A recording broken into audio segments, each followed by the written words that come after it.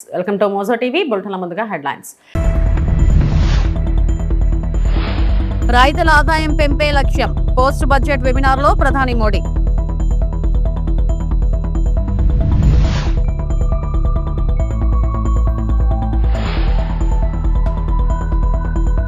అర్హులందరికీ తల్లి వందనం అందుతుంది. విద్యాశాఖ మంత్రి నారా లోకేష్ స్పష్టం.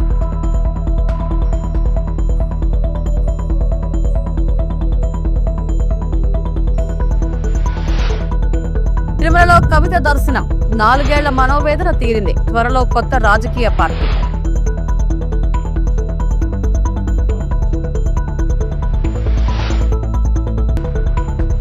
తిరుమలలో జాన్వీ కపూర్ శ్రీవారి దర్శనం. పుట్టినరోజు సందర్భంగా ప్రత్యేక ప్రార్థనలు.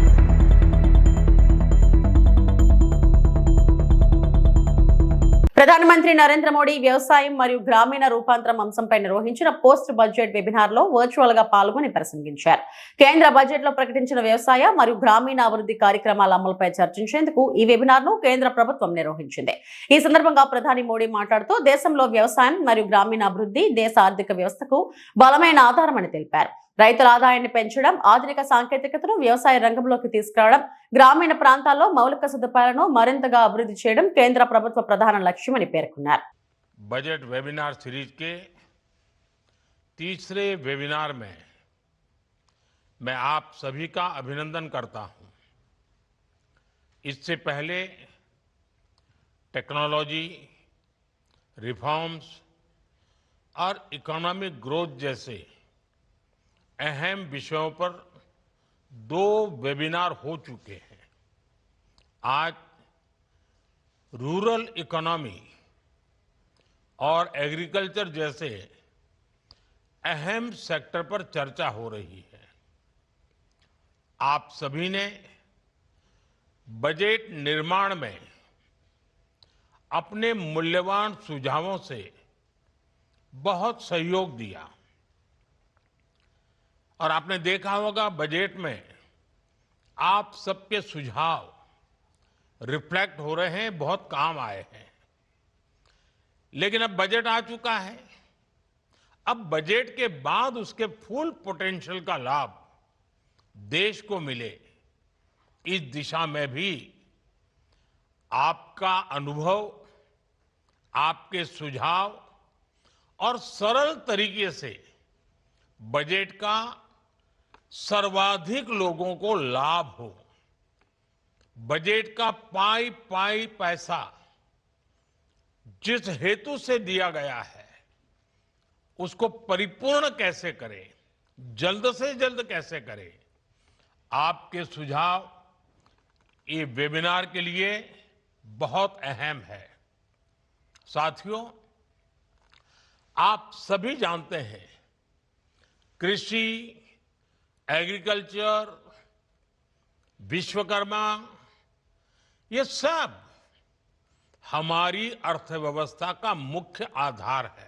ఆంధ్రప్రదేశ్ అసెంబ్లీలో సీఎం చంద్రబాబు నాయుడు పలు అంశాలపై కీలకంగా ప్రసంగించారు. ఇందులో భాగంగా ఆయన మాట్లాడుతూ ఎన్నికల సమయంలో ఇచ్చిన హామీలను నిలబెట్టుకోవడంలో ప్రభుత్వం కట్టుబడి ఉందని ఆయన తెలిపారు. ఆ రోజు సూపర్ 6 పథకాలను అమలు చేస్తామని చెప్పారు. ఎన్నో ఆర్థిక ఇబ్బందులు ఉన్నప్పటికీ వాటిని విజయవంతంగా అమలు చేస్తున్నామని ఆయన అన్నారు. రాష్ట్రానికి విధ్వంసం నుంచి అభివృద్ధి దిశగా తీసుకెళ్లే ప్రయత్నం చేస్తున్నామని స్పష్టం చేశారు. ఇంకా సీఎం మాట్లాడుతూ రాష్ట్రం గతంలో తీవ్రమైన ఆర్థిక సంక్షోభాన్ని ఎదుర్కొందని, సుమారు 9.72 లక్షల కోట్ల అప్పు భారం కారణంగా ప్రభుత్వ వ్యవస్థలు తీవ్ర ఇబ్బందులు ఎదుర్కొన్నాయని చెప్పారు. కేంద్ర సహకారంతో ప్రస్తుతం పరిస్థితిని సరిదిద్దేందుకు ప్రభుత్వం చర్యలు చేపడుతుందని తెలిపారు. గతంలో నిలిచిపోయిన కేంద్ర పథకాలను తిరిగి ప్రారంభించి అభివృద్ధి పనులను వేగవంతం చేస్తున్నామని వెల్లడించారు. నేను 4వ ముఖ్యమంత్రి. నా జీవితంలో ఇలాంటి వారసత్వమైన ఆర్థిక వ్యవస్థ ఎప్పుడూ రాలేదు. మేము చాలాసార్లు మాట్లాడుకున్నప్పుడు ఎంతోమంది అన్నారు నాతో, మీరు ముఖ్యమంత్రి అవుతారు, అయిన తర్వాత మీరు ఏం చేస్తారని అడిగారు. నేను ఒకే మాట చెప్పాను, నేను ముఖ్యమంత్రి కావడమే కాదు, మేము ముగ్గురం కలిసి ఒక బాధ్యత తీసుకుంటున్నాం. ఈ రాష్ట్రాన్ని గట్టెక్కించే బాధ్యత మా భుజస్కంధాలపైన పెట్టుకొని పోరాడతాం, న్యాయం చేస్తాం, సాధిస్తామని ఆ రోజు చెప్పాను. దాని ప్రకారం ముందుకు పోతున్నాం. ఈరోజు ఇక్కడికి వచ్చినప్పుడు దిశ ఒక ప్రోగ్రెసివ్ బడ్జెట్ 3,32,000 పెట్టారు. నాకు అనునిత్యం నాకు కానీ పవన్ కళ్యాణ్ గారు కానీ మీరు చూసినప్పుడు 20 నెలల అధ్యక్ష బీజేపీ నాయకులు అందరం 3 పార్టీలు ఎలాంటి విభేదాలు లేకుండా సమన్వయంగా సమైక్యంగా ముందుకు పోతున్నాం కాబట్టి ఈరోజు అనుకున్న ప్రగతిని సాధించగలిగాం. ఇక్కడ ఇంకొక విషయం కూడా అధ్యక్ష మనందరం గుర్తుపెట్టుకోవాలి. ఈరోజు ప్రధాన ప్రతిపక్షం, నేను అపోజిషన్ అని చెప్పడం లేదు, నిన్నటి వరకు అధికారం ఉన్నారు, 11 సీట్లు గెలిపించారు. 11 సీట్లు గెలిపిస్తే హౌస్కు రావాలి కదా అధ్యక్ష. ప్రతిపక్ష హోదా ఇస్తేనే వస్తామని కండిషన్ పెట్టారు. అంటే ప్రతిపక్ష హోదా ఇచ్చేది స్పీకర్ గారు అధికార పక్షం కాదు. ప్రజలు ఎవరికి ఓటేస్తే వారు ప్రభుత్వాన్ని ఏర్పాటు చేస్తారు. ప్రజలు ఓటేసి మొత్తం సీట్లు ఇస్తే, తగినన్ని సీట్లు ఇస్తే వాళ్లకు ప్రతిపక్ష హోదా ఇవ్వాలా లేదని ప్రజలు నిర్ణయించి పంపించారు అధ్యక్ష. రెండోది, ఒక ముఖ్యమంత్రి పైన ప్రభుత్వం పైన అవిశ్వాస తీర్మానం పెట్టాలన్నా, స్పీకర్ పైన అవిశ్వాస తీర్మానం పెట్టాలన్నా రాజ్యాంగంలో స్పష్టంగా ఉంది. అలాంటి రాజ్యాంగ విలువలు పాటించకుండా విమర్శించే పార్టీని ఏమనాలి నాకైతే అర్థం కాలేదు. ఆ విషయం కూడా మనం గుర్తుపెట్టుకోవాల్సిన అవసరం ఉంది. అయితే అధ్యక్ష, బాధ్యత 20 నెలలు, అనేక సవాళ్ళు, కష్టాలు, సమస్యలను అధిగమించి ట్రాక్లో పెట్టాం. నేనేదో అన్నీ సాధించేసామని చెప్పడం లేదు, కానీ ఆ రోజు ఒక మాట చెప్పాం, సూపర్ 6 ఇస్తామని చెప్పాం. ఎన్ని ఇబ్బందులున్నా సూపర్ హిట్ చేశామని మరొక్కసారి మీ అందరికీ విజ్ఞప్తి చేస్తున్నాం. ఇంకొక పక్కన అధ్యక్ష, విధ్వంసం నుంచి వికాసం వైపు నడిపిస్తున్నాం. సంక్షోభం నుంచి సంక్షేమం వైపు 9,72,000 కోట్ల రూపాయల అప్పుల భారం. వ్యవస్థలు ఒకటి కాదు అధ్యక్ష, అన్ని వ్యవస్థలు ఇబ్బంది పడే పరిస్థితి వచ్చాయి, విధ్వంసం అయ్యే పరిస్థితి వచ్చింది. ఇంకొక పక్కన అధ్యక్ష, ఈరోజు మీరు ఒకసారి చూసినప్పుడు ఆ రోజు జరిగినటువంటి విధ్వంసాన్ని కేంద్ర సహాయంతో 92 పథకాలు ఇప్పుడే డిప్యూటీ సీఎం గారు చెప్పారు. 27,000 మొత్తం కావాల్సింది మనకు 85,000 కోట్ల రూపాయలు జేజేఎంలో కావాలి. వీళ్ళు క్లెయిమ్ చేసింది 27,000 కోట్లు. అది కూడా స్టాండ్ అలోన్ పెట్టారు. కేంద్రం పెట్టిన జేజేఎం యొక్క ఉద్దేశం ఏదైతే అష్యూర్డ్ వాటర్ నుంచి పైప్ లైన్ వేసి ఇంటింటికి కొళాయి ఇవ్వాలని సంకల్పంతో ముందుకు పోతే వీళ్ళు దాన్ని మార్చేసి ఎక్కడికక్కడ స్టాండ్ అలోన్ సిస్టమ్స్ పెట్టే పరిస్థితికి వచ్చారు. కడాన దేశ వీళ్ళు ఖర్చు పెట్టింది 5 సంవత్సరాల్లో 2,000 కోట్లు ఖర్చు పెట్టారు. వైకాపా ఆర్థిక విధ్వంసంతో రాష్ట్రం 30 ఏళ్లు వెనక్కి వెళ్లిందని డిప్యూటీ సీఎం పవన్ కళ్యాణ్ విమర్శించారు. ద్రవ్య వినిమయ బిల్లుపై శాసనసభలో ఆయన మాట్లాడారు. గత ప్రభుత్వం 9 లక్షల కోట్ల మేర అప్పులు మాపై ఉంచి వెళ్లింది. 35,000 కోట్ల బిల్లులు పెండింగ్ లో పెట్టారు. మేము 25,000 కోట్ల బిల్లులు చెల్లించాం. వైకాపా ప్రభుత్వం రాష్ట్ర వాటా ఇవ్వకపోవడం వల్ల 1,000 కోట్ల నిధులు నిరుపయోగమయ్యాయి అని అన్నారు. జలజీవన్ మిషన్ పథకాన్ని గత ప్రభుత్వం నిర్వీర్యం చేసింది. ఈ పథకానికి కూటమి ప్రభుత్వం ప్రాధాన్యత ఇస్తుంది. పయ్యావుల కేశవ్ ప్రవేశపెట్టిన బడ్జెట్ 5 కోట్ల ప్రజల ఆకాంక్షలు నెరవేర్చేలా ఉంది. ఆర్థిక ఇబ్బందులు ఉన్న 3.32 లక్షల కోట్ల బడ్జెట్ ప్రవేశపెట్టారు. న్యాయశాఖకు కూటమి ప్రభుత్వం చాలా ప్రాధాన్యత ఇస్తుంది. కొత్తగా కోర్టు భవనాల నిర్మాణాలు కొనసాగుతున్నాయని పవన్ అన్నారు. వైకాపాలోని కొందరు ఇష్టం వచ్చినట్లు తిట్టి కులం వెనుక దాక్కుంటున్నారని పవన్ ఆరోపించారు. ప్రవేశపెట్టగలిగారు గౌరవనీయులైన ఆర్థిక మంత్రి శ్రీ పయ్యావుల కేశవ్ గారు. మొన్న వారు ప్రవేశపెట్టిన బడ్జెట్ 5 కోట్ల పైగా ప్రజల అవసరాలని, ఆకాంక్షల్ని, ఆశల్ని గుర్తించింది. వాటి సాధనకై చాలా బలమైన అడుగులు వేసింది.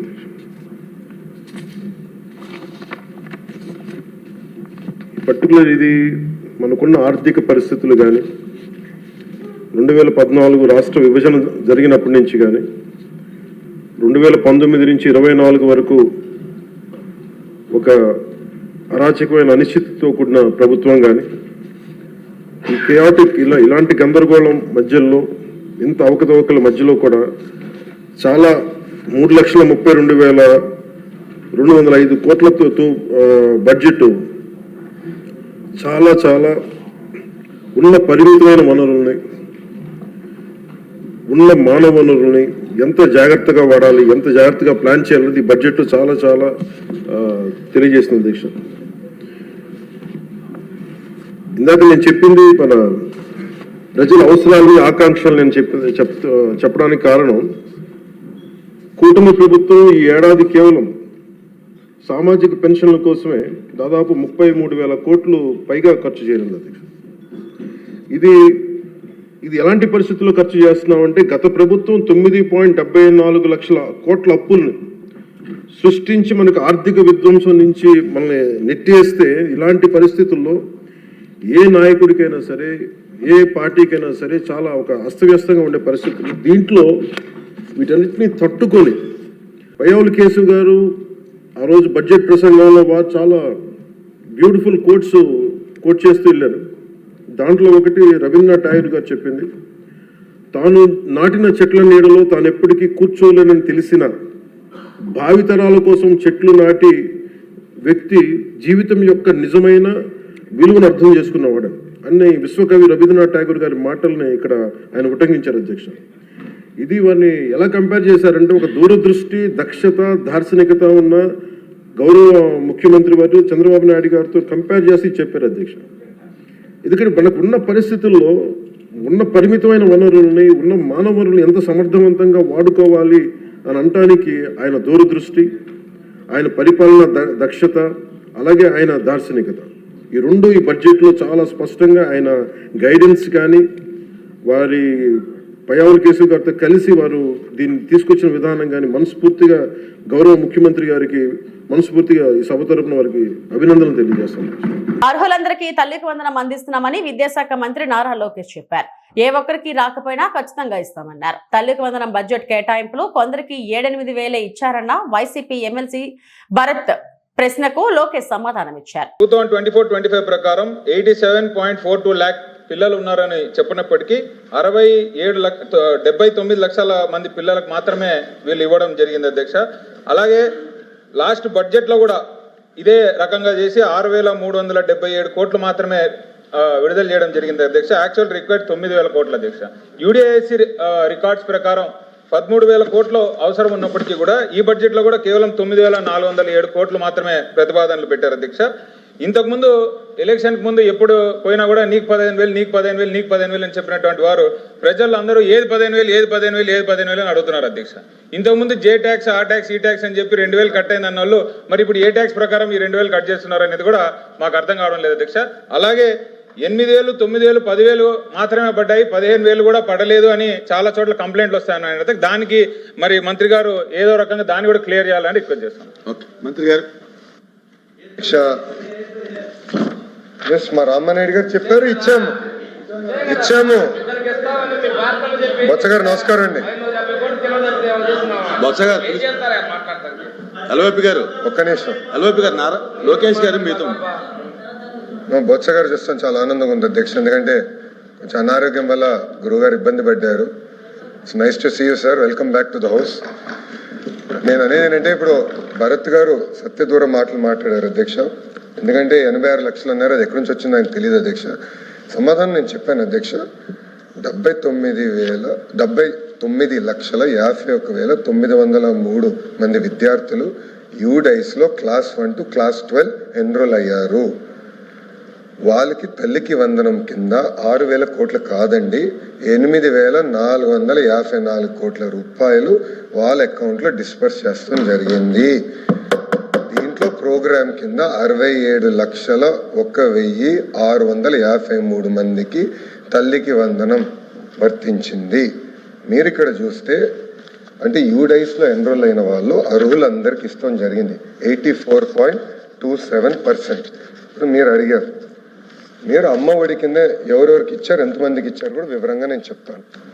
ఆనాడు యూడైస్లో 81,72,224 మంది ఉంటే మీరు కేవలం 42,33,098 మంది అంటే 52% మందికి మీరు ఇచ్చారు. మేము 85% మందికి ఇచ్చాం. అదేవిధంగా ఇంకొక సంవత్సరం 2021 తీసుకుంటే సుమారుగా 83 లక్షలు ఉంటే మీరు ఇచ్చింది కేవలం 44 లక్షల మందికే. 21-22లో 82 లక్షల మంది ఉంటే విద్యార్థులు మీరు ఇచ్చింది కేవలం 43 లక్షల మందికే. 2022లో 22-23లో 80 లక్షల మంది ఉంటే మీరు ఇచ్చింది కేవలం 42 లక్షల మంది అంటే 52% మందికి మీరు ఇష్టం జరిగింది, పిల్లలకి మీరు ఇష్టం జరిగింది. కానీ ప్రజాప్రభుత్వం ఇచ్చిన హామీ మేరకు 84.27% మేము అందజేస్తాం జరిగింది. First point. సెకండ్, మీరు కొంతమందికి పడలేదంటున్నారు. దయచేసి అక్కడ తల్లికి వందనం అడగండి, చెప్తారు. పడలేదంటే వివరాలు పంపించండి sir. We're willing to correct, no issue. అర్హులు ఎంతమంది ఉన్నా ఇవ్వాలనేది ప్రజాప్రభుత్వ నిర్ణయం. మీరు వివరాలు ఇవ్వండి సార్, తప్పనిసరిగా మేము టేకప్ చేస్తాం. ఇంకో ప్రశ్న మీరు అడిగారు, కొంతమందికి పార్షియల్గా పడిందని. అదేంటంటే ఎస్పెషలీ సోషల్ వెల్ఫేర్కి వచ్చేగల కేంద్ర ప్రభుత్వం నిధులు వేస్తుంది సార్. 4 ఏళ్లుగా తాను పడుతున్న మనోవేదన వెంకటేశ్వర స్వామి దయతో తీరిందని తెలంగాణ జాగృతి అధ్యక్షురాలు కవిత అన్నారు. తిరుమల శ్రీవారిని ఆమె దర్శించుకున్నారు. తన భర్తతో కలిసి శుక్రవారం వేకువజామున శ్రీవారి అభిషేక సేవలో పాల్గొన్నారు. దర్శనం అనంతరం రంగనాయకుల మండపంలో పండితులు వారికి ఆశీర్వచనం చేసి స్వామివారి తీర్థ ప్రసాదాలను అందజేశారు.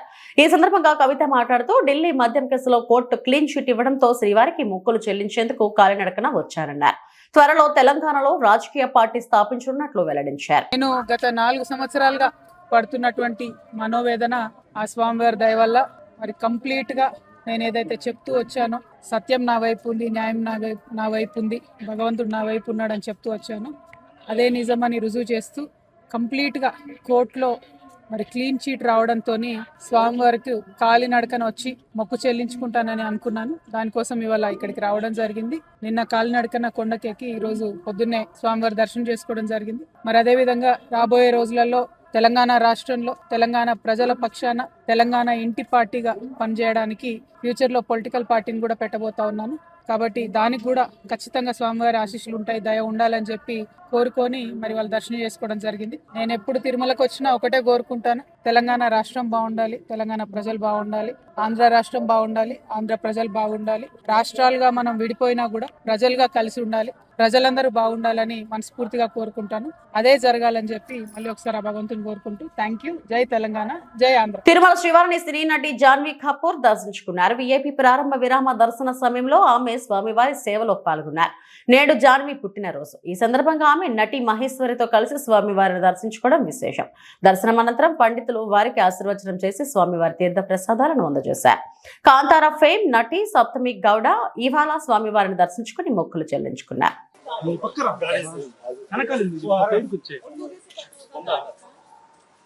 వెనకాల సైడ్కి రా, వెనకాల తగులుకుంటారు, కాలు తగులుకుంటారు.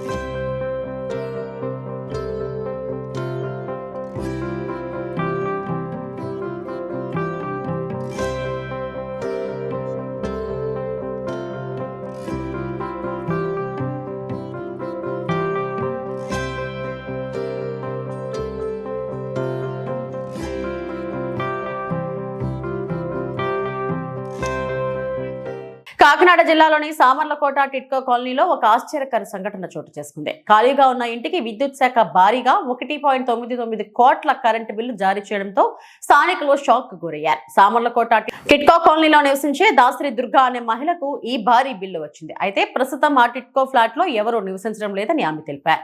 ఇంట్లో ఎవరూ లేకపోయినా ఇంత భారీగా కరెంటు బిల్లు రావడం చూసి ఆమె తీవ్ర ఆందోళనకు గురయ్యారు. ఈ విషయంపై బాధితురాలు స్థానిక విద్యుత్ కార్యాలయంలో ఫిర్యాదు చేశారు. దీనిపై స్పందించిన విద్యుత్ శాఖ సిబ్బంది కొత్త మీటర్ మార్పు సమయంలో సాంకేతిక సమస్యల కారణంగా బిల్లు ఎక్కువగా చూపించిందని తెలిపారు. సమస్యను పరిశీలించి బిల్లు సరిచేస్తామని అధికారులు హామీ ఇచ్చారు. ఈ ఘటన స్థానికంగా చర్చనీయాంశంగా మారింది. ఖాళీగా ఉన్న ఇంటికి కోట్లలో కరెంటు బిల్లు రావడం ప్రజలను ఆశ్చర్యానికి గురిచేసింది. అధికారులు సమస్యను త్వరగా పరిష్కరించాలని బాధితురాలు కోరుతున్నారు.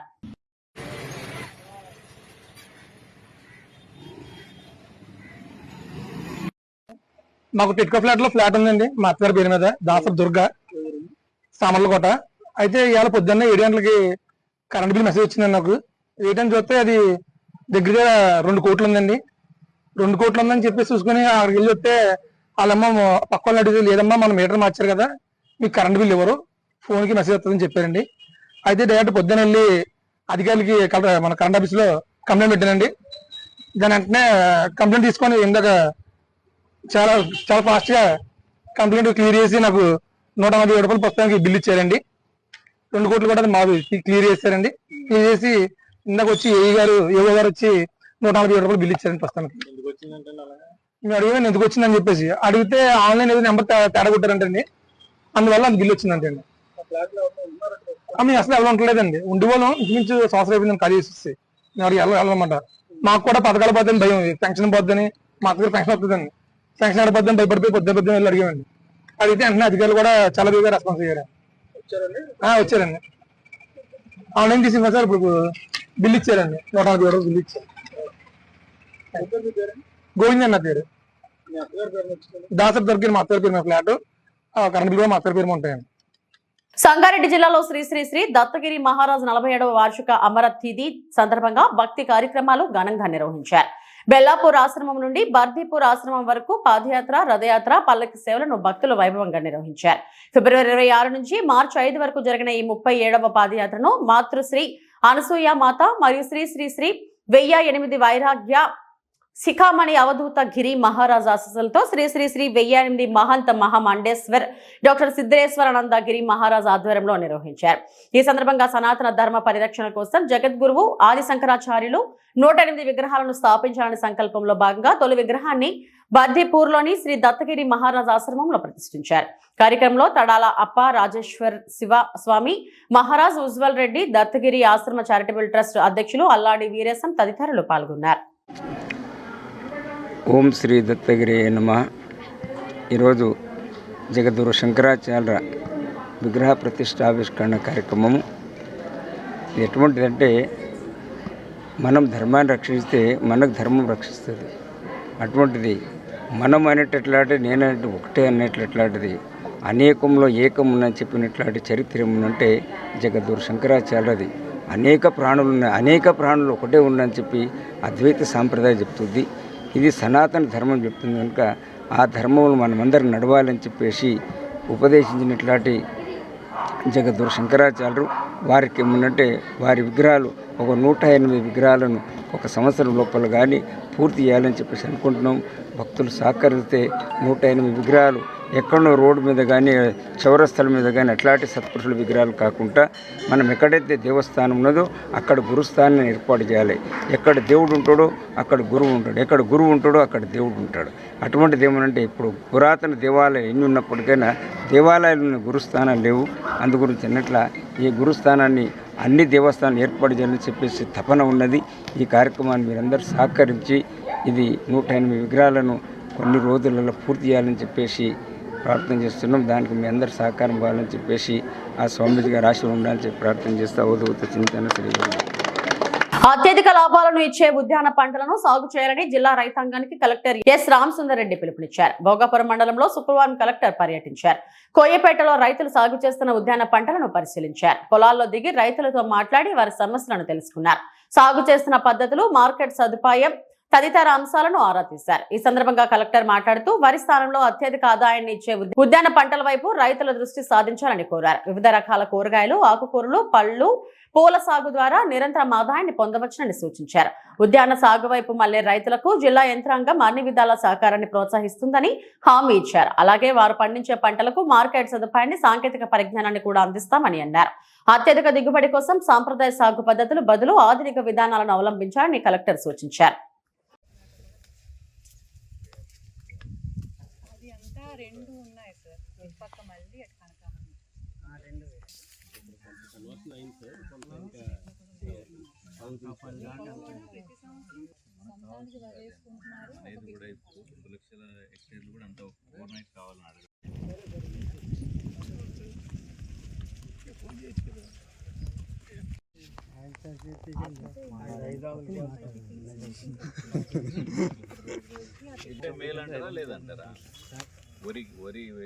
వరి కంట మేలేనండి ఇవి మాకు ఇంకా ఎక్కువ కూరగాయలు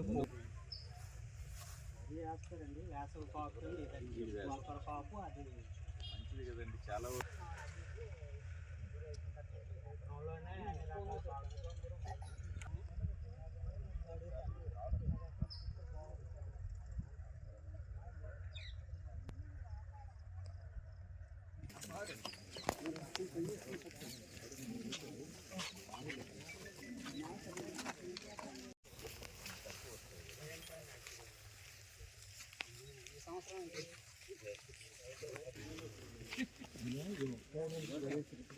డబ్బులు అయిపోతాయి. నేను సొంత తీసుకుంటా డబ్బులు